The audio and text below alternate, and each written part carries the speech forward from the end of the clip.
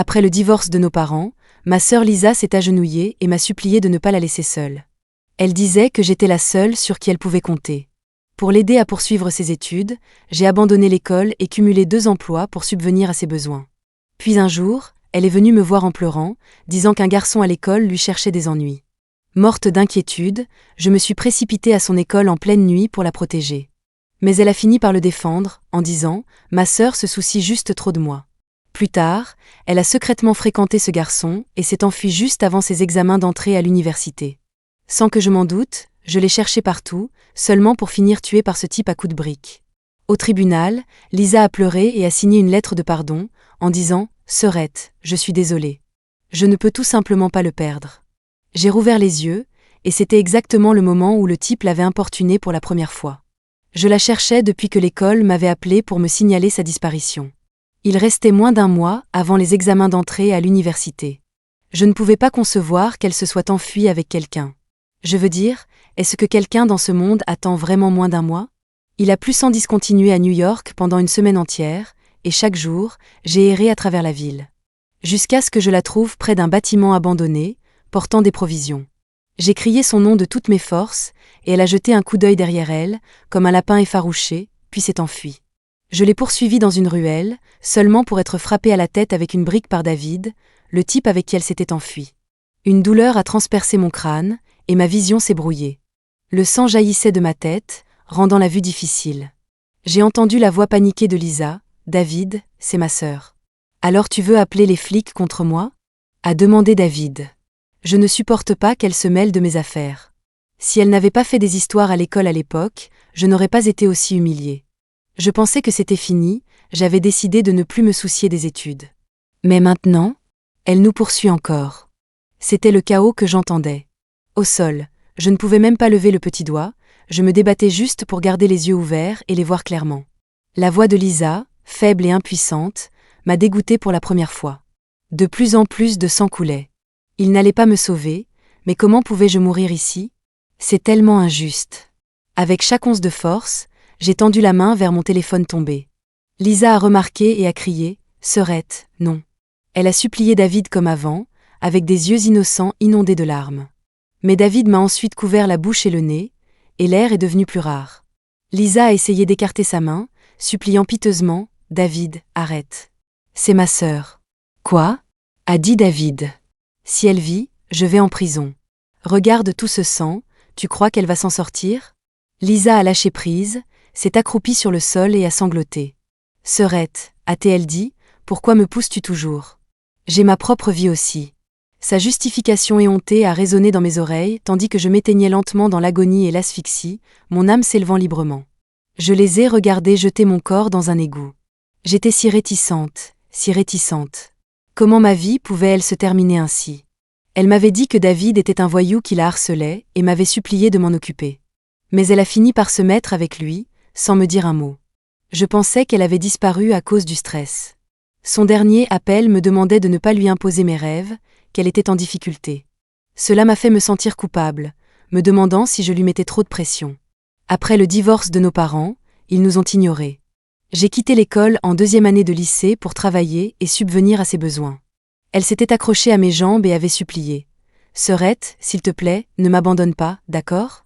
Jurant ciel et terre, elle avait promis. « Une fois diplômée, je travaillerai dur pour t'aider à finir tes études. » Autrefois, je croyais qu'aller à une bonne université était notre rêve commun. J'ai travaillé sans relâche, payant les meilleurs cours particuliers.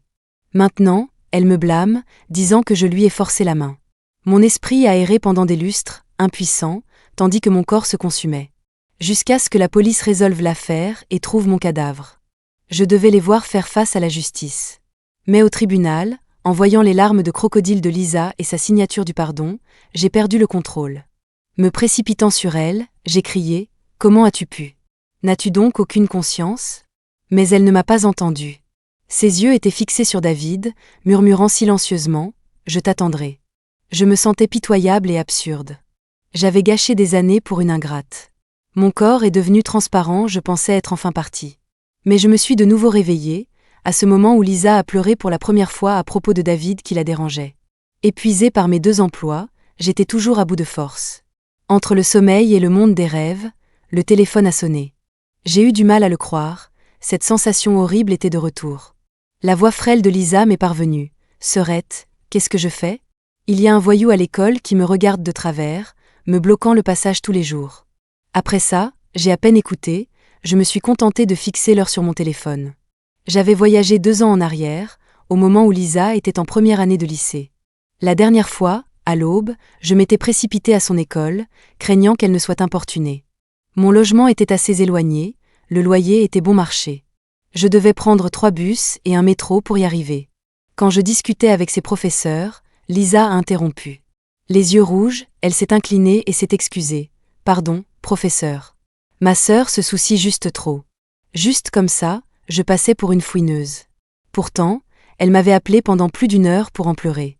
Cependant, lorsque j'ai traîné mon corps épuisé jusqu'à l'école pour régler le problème pour elle, elle s'est fâchée et m'a tirée à l'écart. « Serette, pourquoi n'en as-tu pas discuté avec moi avant de venir ici ?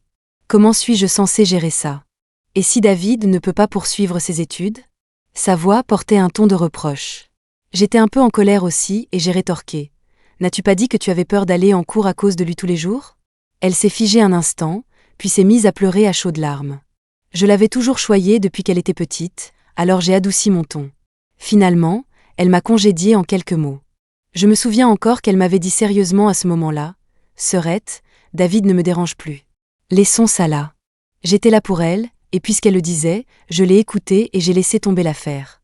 Je ne me suis plus préoccupée de la question, et finalement, j'ai presque oublié cet incident. Ignorant que ce David obstiné m'en voudrait. Parce que le professeur avait appelé ses parents, et il s'était fait bien gronder à la maison. Ensuite, quand j'ai essayé de trouver Lisa, elle avait déjà décidé de retourner à l'école. Mais elle avait peur de le perdre, alors elle n'a pas osé le lui dire directement et a tout mis sur mon dos. Alors, à la première occasion où David m'a vu, il s'est déchaîné. Le passé a défilé dans mon esprit, et maintenant, entendant à nouveau Lisa pleurer au téléphone, j'ai dit froidement, « Eh bien, tu peux appeler la police. » « Serette, de quoi parles-tu ? Et si David finissait avec un casier ?» La fille à l'autre bout semblait un peu en colère. « En quoi son casier te regarde-t-il ? » « Non, ce n'est pas ça. Nous sommes camarades de classe après tout, » a-t-elle expliqué nerveusement. « Très bien alors. Je suis fatiguée, je vais dormir maintenant. On pourra en parler demain. » J'étais trop épuisée pour m'occuper d'elle et j'ai rapidement mis fin à l'appel. Juste à ce moment-là, j'ai reçu un message concernant un remboursement pour un cours supplémentaire de Lisa. Puisqu'elle disait n'avoir pas le temps d'y assister, j'ai dû négocier pour récupérer 70%. J'ai perdu plus de 3 000 $ rien qu'avec ça. Avec mon taux de salaire à 20 $ de l'heure, je devrais travailler plus de 150 heures. En y repensant maintenant, c'est vraiment ironique. J'étais prête à être son tremplin, et au final, je n'étais qu'un caillou dans sa chaussure. L'idée d'être ramenée à la vie était trop bizarre pour en parler à qui que ce soit. Je suis restée assise dans le parc de la ville pendant une journée entière. Autrefois, je pensais que Lisa était la personne la plus proche de moi au monde. Je trouvais si difficile de surmonter la situation de notre famille. Quand j'ai décidé d'abandonner l'école, je n'ai pas dormi du tout cette nuit-là. L'image de cette petite enfant me suppliant et s'accrochant à mes jambes me revenait en tête. J'ai fini par me sacrifier. En y repensant maintenant, c'est indescriptible. Mais cela m'a appris une chose. La personne la plus proche et la plus digne de mon amour dans ce monde, c'est moi-même. Si je ne peux pas m'aimer, comment puis-je m'attendre à ce que les autres me respectent ? Avec Lisa, j'ai envisagé de me précipiter à l'école, de la gifler, de lui crier dessus, de lui demander pourquoi. Mais j'y ai renoncé parce que qui croirait que j'étais revenue à la vie ? Avec quelques milliers de dollars restants mis de côté pour ses cours, j'ai rapidement quitté mon emploi. Ensuite, je me suis inscrite aux examens universitaires de cette année. Le 5e jour de mon auto-apprentissage à la maison, Lisa est soudainement apparue, de retour de l'école. Elle a donné un coup de pied dans la table à côté d'elle, en rage, dès qu'elle est entrée. « Serette, pourquoi as-tu dit à maman ? Tu connais son caractère. Comme tu es égoïste de ne pas penser à moi ?» J'ai compris pourquoi elle était en colère. Maman voulait toujours lui faire plaisir puisque je couvrais toutes les dépenses. Elle n'avait qu'à se montrer et faire preuve d'un peu de complaisance et tout irait bien. Mais quand Lisa a commencé à la gronder devant les dirigeants de l'école sans comprendre toute la situation, le sang de ma mère n'a fait qu'un tour. Indépendamment des gens autour, elle a attrapé Lisa par les cheveux et a crié « Oh, génial. Ce n'est pas du harcèlement, c'est une liaison, hein ? Ça n'a même pas commencé, et tu te ranges de son côté ?» Lisa n'était pas de taille face à notre mère et a été battue sans aucune chance de riposter. Ce sont les professeurs qui les ont finalement séparés. Et cela s'est transformé en un grand drame dans toute l'école. Mon ancien collègue du supermarché de l'école de Lisa me l'a raconté. Oui, je travaillais au supermarché de l'école pour le confort de Lisa. Mais elle a dit un jour que me voir là la mettait mal à l'aise. Pour qu'elle se sente à l'aise, j'ai changé d'emploi. Maintenant que j'y pense, ce n'était pas le malaise. Elle ne voulait juste pas qu'une sœur travaillant dans un supermarché la mette dans l'embarras. Tout le bien que je lui ai fait, elle pensait que c'était son dû. Chaque fois que quelque chose n'était pas à son goût, elle croyait que je lui devais quelque chose. C'est pourquoi aujourd'hui, elle a déversé sa colère sur moi au lieu de sur maman. Mais je ne la laisserai plus faire. J'ai levé la main et je l'ai giflée. Égoïste ? Quelle chose égocentrique ai-je faite ? Que te dois-je ? Elle a été choquée au début, puis remplie de rage. Tu m'as frappé ? Qui t'a donné le droit ? Elle s'est penchée et m'a chargée après avoir dit ça. Je n'ai pas pu garder l'équilibre et je suis tombée par terre. Puis elle s'est assise sur moi, m'étranglant, tout en pleurant. Qui t'a donné le droit ? Qui t'a donné le droit ? Alors que j'étais allongée sur le sol froid, mon cœur a atteint le fond du gouffre. C'était la sœur pour qui j'avais saigné et transpiré. Il s'avère qu'elle peut être dure avec moi. Il s'avère qu'elle peut être si courageuse. Mais elle n'a pas pu écarter la main qui me couvrait la bouche, ni appeler la police à ce moment-là.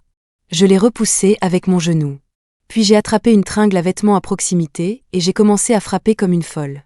Dehors, dehors. Je l'ai frappée tellement qu'elle ne pouvait plus riposter. Elle s'est recroquevillée dans un coin, se tenant la tête, suppliant « Sœurette, arrête. Arrête. Je suis désolée. » J'ai pointé le bâton sur elle et j'ai dit « Donne la clé et sors. Si tu remets les pieds ici, je te tailladerai avec un couteau. » Chaque fois que je la voyais, je me souvenais de son sourire pathétique en lui tendant cette lettre d'excuse. Je ne peux rien lui faire dans cette société respectueuse des lois. Mais je peux la chasser de ma vie. Elle semblait un peu effrayée, hésitant un instant. J'ai balancé le bâton sur elle de nouveau. Finalement, elle a timidement remis les clés. Dehors. Je n'ai plus rien à lui dire. Mais juste au moment où elle atteignait la porte, elle s'est soudainement retournée, est tombée à genoux et m'a agrippé les jambes fermement, disant « Sœurette, j'ai eu tort. J'ai eu tort. Sœurette, je vais changer. Je vais tout changer. S'il te plaît, ne m'ignore pas, d'accord ? » Honnêtement, après avoir été touchée par elle, j'ai ressenti du dégoût. J'ai balancé un bâton sur elle. Avant même qu'il ne l'atteigne, elle a lâché prise et a trébuché en arrière de quelques pas. Pourquoi devrais-je me soucier de toi ? Pourquoi m'occuperais-je de toi ? Je t'ai mise au monde ? Tes parents ne sont pas encore morts. Tu n'iras pas les voir, tu veux juste m'exploiter, n'est-ce pas ? Ah, attends, tu me méprises tout en m'exploitant. Elle m'a regardée avec ses yeux pitoyables, pleurant juste sans dire un mot. Je ne supportais plus son air agaçant et j'ai continué. Depuis que tu as commencé le collège, je t'ai soutenue pendant plus de 4 ans. C'est mon cadeau, pour toi tu n'as pas à me rembourser. C'est fini entre nous. Elle a semblé choquée et m'a fixée, effrayée. J'ai esquissé un sourire moqueur. Ce sourire sembla la provoquer. Si tu ne voulais pas t'occuper de moi, tu n'aurais pas dû commencer. Tu le regrettes maintenant ? Pourquoi as-tu fait semblant d'être si noble à l'époque ? Oui, je le regrette. Ce n'est pas ma responsabilité de m'occuper de toi. Va trouver tes parents. Si tu ne pars pas, essaie seulement. Je me suis avancée comme si j'allais la frapper avec la tringle à vêtements. Elle a essuyé ses larmes, m'a regardée avec haine et a dit « Bien. Ne le regrette pas. Ne viens pas me demander de l'aide plus tard. » Sur ce, elle s'est enfuie, claquant la porte violemment. Honnêtement, après cette dispute avec Lisa, je me suis sentie soulagée. Je portais ce fardeau depuis tant d'années, ne planifiant presque jamais ma propre vie. Nos parents sont des égoïstes. Quand nous demandions de l'argent pour vivre à papa, ils nous disaient d'aller voir maman. Quand nous allions voir maman, elle disait « Pourquoi ne demandes-tu pas à papa ?» Lorsqu'ils ont divorcé pour la première fois, j'étais encore à l'école. Lisa me disait souvent qu'elle n'avait pas assez d'argent. Impossible d'obtenir quoi que ce soit d'eux. Alors je lui donnais mon argent de poche. Je ne mangeais souvent qu'un seul repas par jour. Finalement, je n'ai eu d'autre choix que d'abandonner l'école et de travailler. Mais maintenant Lisa me dit « Pourquoi devrais-je m'occuper d'elle ? Pourquoi devrais-je la frapper ? » Oui. Pourquoi ? Ce n'est pas mon enfant. Le premier mois où je ne lui ai pas donné d'argent pour vivre, elle m'a envoyé un message. « Tu ne vas même plus me donner d'argent maintenant ? » Le ton était si exigeant. Je n'ai pas pris la peine de répondre, j'ai juste bloqué son numéro. Mais sans moi, elle s'est débrouillée. Elle a commencé à aller voir nos parents pour de l'argent, en les confrontant. Au début, ils ont trouvé ça nouveau et étaient prêts à donner. Après quelques mois, ils m'ont tous les deux appelé pour me gronder. Tu ne t'occupes même plus de ta sœur ? Voilà. La génétique de l'égoïsme est bien ancrée dans notre famille. Ils pensent que c'est mon devoir de prendre soin de leurs enfants. Tout le monde suppose que mon aide est acquise. Je n'ai qu'une chose à dire. Est-ce moi qui ai eu l'enfant ? À quoi servez-vous, vous deux ? Maintenant, ils insistent tous les deux. Nous t'avons mis au monde et ce mal ? Bien sûr que c'est mal. Qui voudrait être lié à vous ? Qui essayez-vous de culpabiliser moralement ici ? Laissez-moi vous rappeler que Lisa n'avait que 13 ans quand j'ai commencé à la soutenir. Abandonner une enfant de 13 ans, c'est de la négligence parentale. J'ai toujours des appels et des messages enregistrés de cette époque. Nous réglerons ça au tribunal si nécessaire. J'ai gardé ces enregistrements pour me rappeler que je ne peux compter que sur moi-même. En repensant à ces jours impuissants, je méprise tout le monde dans cette famille. J'ai bloqué plusieurs de leurs numéros. À partir de maintenant, je vis pour moi-même, et personne ne me dérangera. On ne peut conserver son statut d'étudiant que pendant 1 an, mais j'avais arrêté mes études depuis des années. Alors, il n'y avait pas d'autre moyen que de passer l'équivalent du baccalauréat. En comptant mes économies, je me suis souvenu d'avoir lu des romans de réincarnation. Le protagoniste fait toujours un grand bond dans le temps pour réussir. Mais ce n'est pas mon cas, je n'ai que quelques années. Ce qui signifie que je ne sais pas grand-chose. Pas de diplôme, pas d'économie, donc renaître ne m'aidait pas beaucoup. Heureusement, le gérant du magasin où je travaillais m'avait parlé un jour d'actions qui avaient triplé. Sans hésitation, j'ai tout investi, sauf les frais de subsistance de base, en bourse. En seulement 3 mois, mes 4 à 5 000 $ se sont transformés en environ 20 000 $. J'en ai vendu une partie pour couvrir les frais de cours et les dépenses. Le reste, je le retirerai au moment opportun. J'ai eu une seconde chance, et j'ai appris. J'ai souffert avant en partie à cause de mes propres choix. J'étais trop indulgente envers les autres, je n'ai jamais protégé mes intérêts, me sacrifiant inutilement. Comment pouvais-je m'attendre à ce que quelqu'un se soucie de moi ? Ce qui vient facilement n'est pas valorisé. Lisa se disputait souvent avec nos parents. Sous pression légale, ils lui ont donné un soutien de base. Mais tous deux ont dit qu'ils arrêteraient une fois qu'elle aurait 18 ans. Alors Lisa a abandonné ses études en 2e année. Elle a tout mis sur mon dos, et même passé aux nouvelles locales. Dans la vidéo, elle a pleuré avec obstination. Ce n'est pas grave, si ma sœur ne prend pas soin de moi, je compterai sur moi-même. Mais ce à quoi elle ne s'attendait pas, c'était le journaliste qui demandait « Pourquoi blâmer votre sœur et non vos parents ? Votre sœur n'a que quelques années de plus. » Cette question l'a laissée sans voix. Elle a balbutié devant la caméra. « Non, ma sœur a promis de s'occuper de moi, mais m'a soudainement mise à la porte. » Pourquoi vous a-t-elle soudainement mise à la porte ? On a eu une petite dispute. Elle a divagué, mettant fin à l'interview gênante. Vous voyez. Personne ne pense qu'une sœur de quelques années seulement devrait porter ce fardeau. Et je n'avais même pas beaucoup expliqué. Des tonnes de rumeurs et de prétendus témoins surgissent à nouveau en ligne. Certains journalistes ont interviewé des endroits où je travaillais. Ils ont même parlé à l'organisation où je payais les cours particuliers de Lisa. Quelqu'un a fait le calcul et a découvert que je travaillais au moins 14 heures par jour. Mon salaire horaire est d'environ 15 à 21 $ de l'heure. Pendant ce temps, les frais de cours de Lisa sont d'au moins 180 $ de l'heure. Et pourtant, elle a séché plusieurs cours. Soudain, Lisa a été propulsée sous les feux des projecteurs. Même le salon de thé où elle travaille à temps partiel attire l'attention. Rien de tout cela ne me concerne plus. Ce qui me pique vraiment, c'est que, malgré avoir sué sang et eau pendant des années pour la soutenir, elle n'a que du ressentiment sans fin pour moi. Quand j'ai cessé de la soutenir, sa première démarche a été d'orienter l'opinion publique contre moi. Mais cette fois-ci, elle n'a pas pu gérer le retour de bâton. J'ai entendu dire qu'elle avait quitté son emploi à temps partiel et était partie dans une autre ville avec un type nommé David. Elle m'a envoyé un SMS avant de partir. « Betty, j'attends le jour où tu recevras ce que tu mérites. » J'ai ri de frustration en le voyant. Puis j'ai rapidement bloqué son nouveau numéro. J'espère ne plus jamais avoir de lien. Des journalistes m'ont contacté à plusieurs reprises, demandant une interview. J'ai juste répondu doucement, j'ai pensé à vivre ma propre vie, qu'ils fassent ce qu'ils veulent. Bientôt, mes résultats d'auto-apprentissage sont arrivés après 6 mois de préparation. J'ai été acceptée dans l'école et le programme de mon choix, comme prévu. Pour être honnête, reprendre les études après avoir été dans le monde du travail est vraiment difficile. Il faut recommencer à apprendre petit à petit. Lisa a complètement abandonné l'opportunité que j'avais sacrifiée pour elle. J'avais goûté à l'amertume de ne pas avoir de diplôme en travaillant, alors même un diplôme modeste signifie beaucoup pour moi. De plus, J'avais déjà prévu d'aller en master. Quitter New York, c'était comme si ma vie ne faisait que commencer. Mon école est au bord de la mer. J'avais toujours voulu voir l'océan, mais j'avais repoussé cela à cause de l'argent et de l'inquiétude de laisser Lisa seule. Maintenant, je le vois enfin. Les vagues s'écrasent sur le rivage, la brise marine dans mes cheveux, et je sens que ma vie devrait avoir de vastes horizons. Ne pas être moralement tenu au chantage ou me dévouer naïvement entièrement. L'université est un endroit formidable.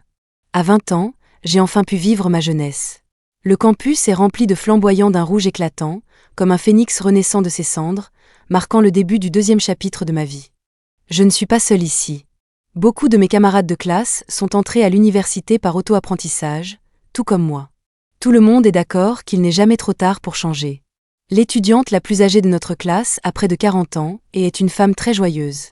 Elle a dit que sa fille était maintenant au lycée et qu'elle était moins occupée, alors elle voulait aussi s'améliorer. Parler avec eux est éclairant. Leurs expériences de vie et leur résilience sont des choses que je n'avais pas rencontrées auparavant. Ma vie passée se résumait à traverser chaque jour et à trouver comment échanger mon temps et mon travail bon marché contre plus d'argent.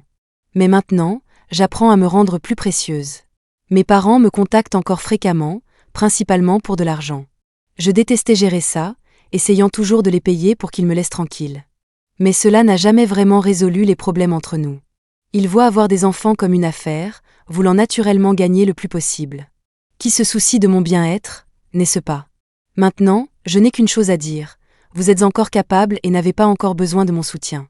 D'ailleurs, vous ne m'avez pas vraiment élevé à l'époque. De toute façon, j'étudie maintenant, allez-vous couvrir mes frais de scolarité? Ils se sont fâchés tout de suite. Tu es déjà adulte et tu t'attends à ce que nous subvenions à tes besoins? Où est ta conscience? Qu'en penses-tu? Vous n'êtes pas de bonnes personnes. Vous de quel genre d'enfant vous attendiez vous avoir? Ces disputes sont épuisantes, mais elles ont un but. Au moins, j'ai gardé mon argent pour les études intactes. L'année où j'ai postulé à l'école doctorale, ma mère m'a appelé en pleurant. Ta sœur est enceinte, que devrions-nous faire? Tu es sa mère, pourquoi me demander à moi?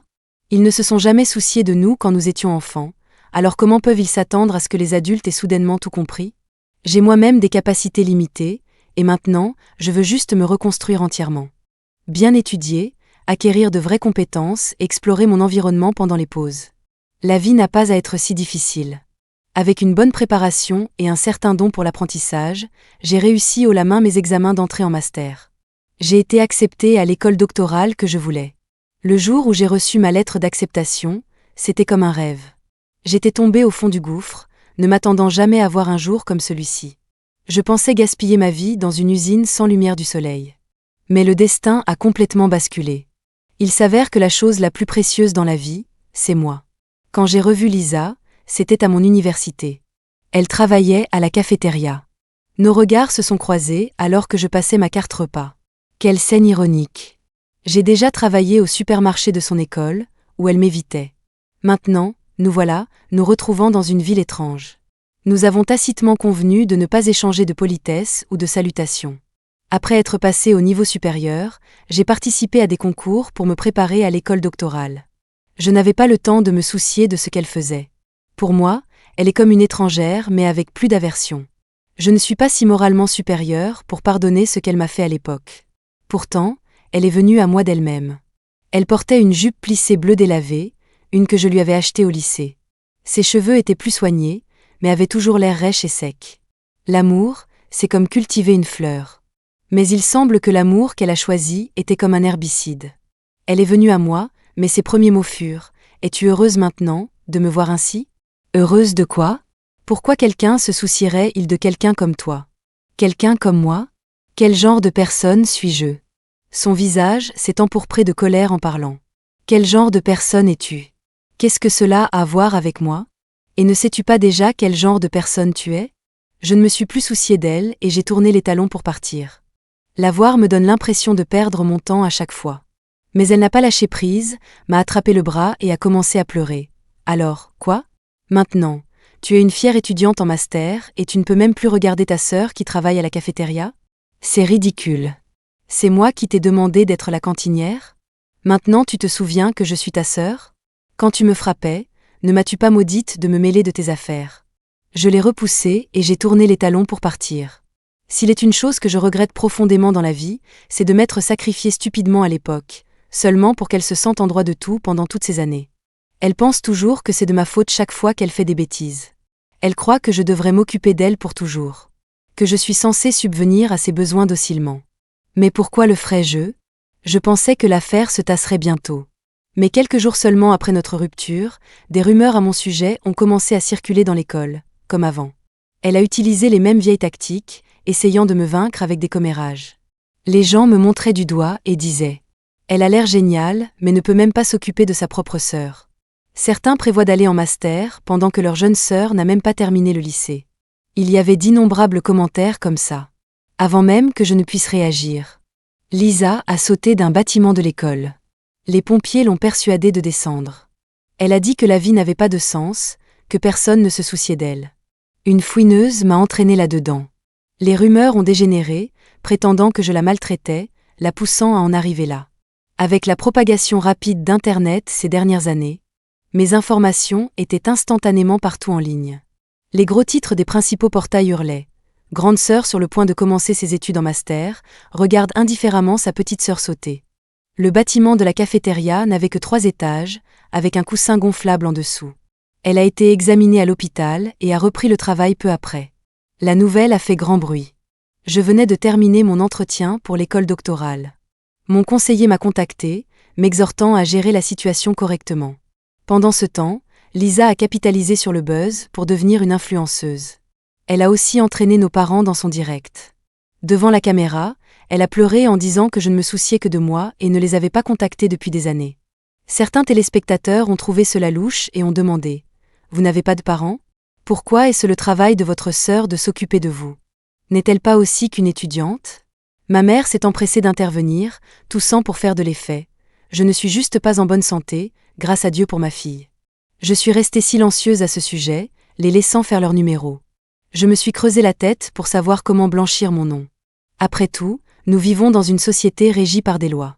Mais puisqu'ils étaient déterminés à faire les fous, que le karma les morde.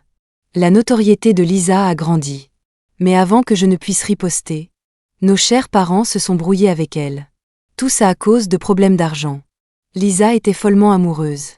La plupart de ses gains allaient à un voyou nommé David. En quelques mois seulement, le type conduisait une voiture de luxe. Ses vidéos et photos l'ont amené à perdre beaucoup d'abonnés. Les commentaires étaient empathiques. J'ai pitié de la sœur qui galère pendant que le beau-frère conduit une voiture chic. Après que les parents se soient disputés avec elle, leur comportement fut tout sauf honorable. Ils sont passés en direct pour révéler tous ses secrets. Qu'est-ce qu'elle a étudié ? Vous le savez tous ? Sa sœur l'a inscrite à des cours, mais combien de fois a-t-elle séché ?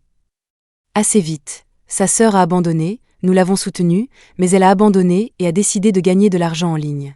Elle a accepté au début, maintenant elle le regrette. Elle voulait être avec ce voyou dès le lycée, nous n'avons pas pu l'arrêter. Elle est même tombée enceinte, ont-ils dit en gesticulant. Il n'y avait aucune affection dans cette famille, unie par l'avidité, et naturellement dispersée par elle. Personne n'a bénéficié de leurs querelles internes. Lisa a été tellement réprimandée qu'elle a supprimé son compte. Quant à nos parents, ils se sont remis ensemble sans vergogne, nous invitant à la maison via leur direct. Certaines personnes sont juste nées sans honte, sans aucune limite. Maintenant, ils ont besoin d'enfants parce que les enfants signifient des vues, et les vues signifient de l'argent. Je ne leur prêtais plus aucune attention. Mais j'ai bien remis aux médias des preuves de l'époque. Je ne remuerai pas le couteau dans la plaie, à moins qu'ils n'essaient de me provoquer pour le buzz à nouveau. Une fois que la poussière est retombée, j'ai repris mes études en master. En 2e année, j'ai étudié à l'étranger. Le monde est vaste, et j'ai une longue vie devant moi. Je refuse d'être piégée par des drames mesquins. L'attention d'Internet est éphémère. Assez vite, la famille a disparu du web. Dans un pays étranger, je me suis imprégnée de la culture locale. Chaque hiver, l'aurore illuminerait le ciel. Le sol était couvert d'un manteau blanc, des lumières colorées s'étendant à l'horizon. Le monde semblait surréaliste et magnifique. Comme les humains sont insignifiants. La vie est si courte. Emmitouflée dans un épais manteau de duvet, je contemplais le ciel. Infiniment reconnaissante pour cette seconde chance. J'y ai même rencontré un petit ami. Il était aussi un étudiant international, comme moi. En terre étrangère, 2 personnes de nationalité et de culture commune se sont naturellement rapprochées. Nous avions des sujets communs, des loisirs partagés, mon premier véritable amour, je pense. Autrefois, je pensais que je ne tomberais plus jamais amoureuse. Il s'avère que j'étais juste coincée au même vieil endroit et que j'avais oublié de sortir. De retour à la maison, nous avons poursuivi nos études.